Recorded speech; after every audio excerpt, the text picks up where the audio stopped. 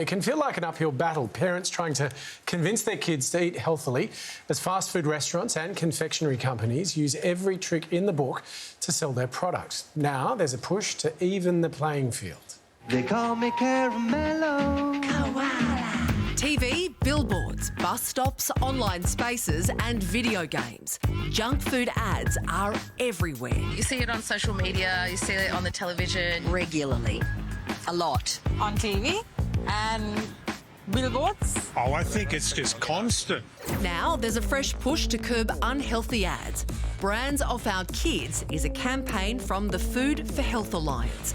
This week, it sent Federal Health Minister Mark Butler a letter signed by more than 40 top Australian public health, consumer and community organisations, pleading with him to bring proper regulation to the sector. What we're seeing is an increase in overweight, in obesity, in type 2 diabetes. We need to make a change. We need to stop the marketing of these unhealthy foods towards our children who are vulnerable. Their taste preferences are vulnerable. Research suggests kids see approximately 17 food promotions for every hour they're on the internet, an average of 168 per week.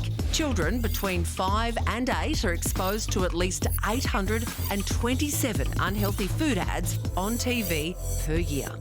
The Aussie push has precedent. In the UK, the Add Enough campaign pushed for similar bans, with a familiar face at its front. If you've had enough of the bombardment and the targeting of junk food advertising to British kids, then you can get involved right now.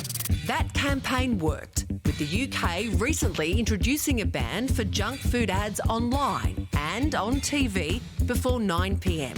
Set to come into effect next year.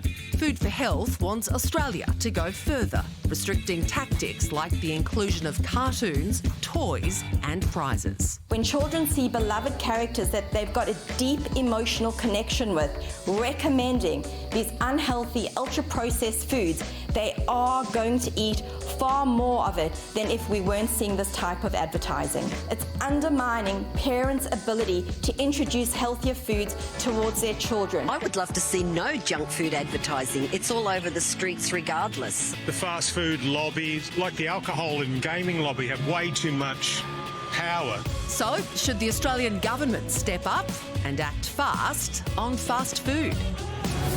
Jamie, obviously, I think you're one of the signatories, right, on this letter to the... Sure, yeah, definitely. What have you done in the UK that shows you can actually shift the dial on this? Listen, it's really interesting. It's much more interesting than you think. Like, first up, it's the idea that your children are hunted. Right? So we couldn't prove it for a long time until you had digital, billboards and bus stops. But when they did, we realised, oh, it's a bit funny, isn't it? Because the kids are getting all the junk food when they're queuing up for school. When they've gone, it turns into holidays and cars, right? So we started to prove this. We changed the whole London train and tube system. And when we did that, everyone said, you're going to lose money. That commercial argument, that's not the case. They made more money. But the interesting thing for Australia, it's not just controlling the advertising.